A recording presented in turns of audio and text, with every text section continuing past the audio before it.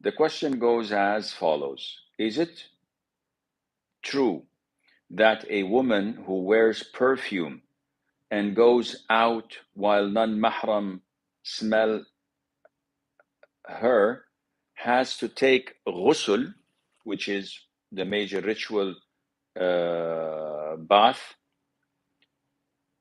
Does she have to take ghusl as if she has committed zina to wash off her sins? This is an issue of dispute based on a hadith that was authenticated by Sheikh Al-Albani, may Allah have mercy on his soul.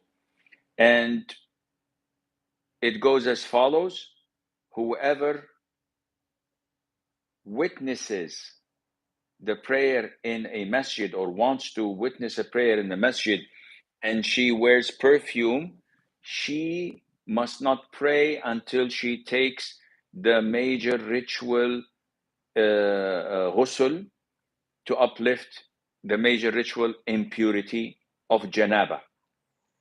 And this was reported by or narrated by Abu Hurairah, may Allah be pleased with him, who so happened to meet a woman wearing perfume going to the masjid, and he asked her, "Where are you going?" She said, "To the masjid."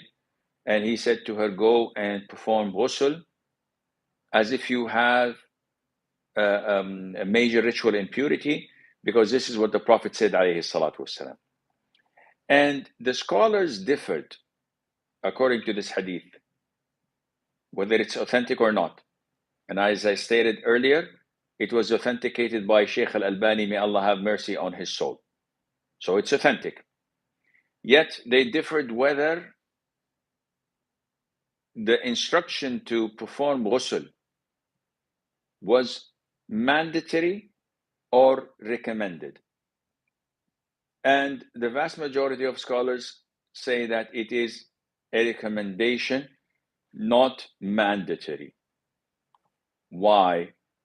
They said that this is a form of punishment because she defied the order, or let us rephrase that, she defied the prohibition of the Prophet ﷺ from wearing perfume and going out where men can find her scent and find the perfume she's wearing.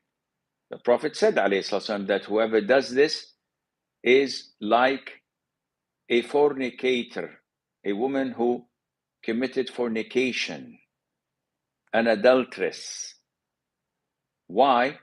Because she is tempting men with the perfume she's wearing.